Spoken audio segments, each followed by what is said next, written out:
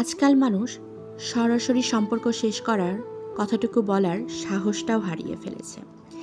তারা মুখে বিদায় বলার চেয়ে বরং এমন এক অস্বাস্থ্যকর পরিবেশ তৈরি করবে যাতে আপনার কাছে প্রতিটি মুহূর্ত খুবই অসহনীয় হয়ে ওঠে। অবহেলা, অকারণে দূরত্ব তৈরি করা আর আপনার অস্তিত্বকে অস্বীকার করার মাধ্যমে তারা আপনাকে বাধ্য করবে তাদের জীবন থেকে সরে যেতে।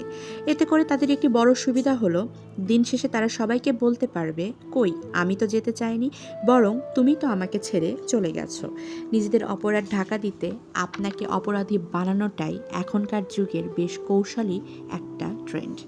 তারা আপনাকে ভেঙে চুরে চুরমার করে নিঃশেষ করবে যেন আপনি সেই জায়গা থেকে সরে আসেন। আর দিন শেষে তারা হাসি মুখে তাদের নতুন শিকারকে স্বীকার করতে পারে।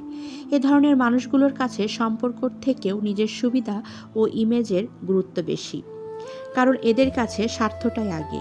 এ ধরনের মানুষগুলোর সাথে লোকে কি বলবে এই ভেবে সম্পর্ক রাখার চেয়ে না রাখাই উত্তম, কারণ এ ধরনের মানুষগুলো পশুর থেকেও বেশি বিষাক্ত। তাই এ ধরনের মানুষের সাজানো নাটক দেখে নিজেকে অপরাধী ভাবা ঠিক না।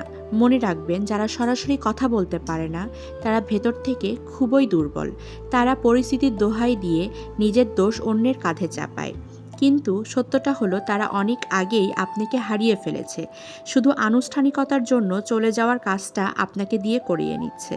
এ ধরনের মানুষের কাছ থেকে নিঃশব্দে প্রস্থান করাটাই হলো জীবনের সবথেকে বেশি বড় অর্জনের। কারো দেয়া অপবাদের বোঝা বয়ে বেড়ানোর চেয়ে নিজের মূল্য ধরে রেখে, নিজের অস্তিত্ব ধরে রেখে নিজেই সরে আসাটাই অনেক বেশি শান্তির ও স্বস্তির।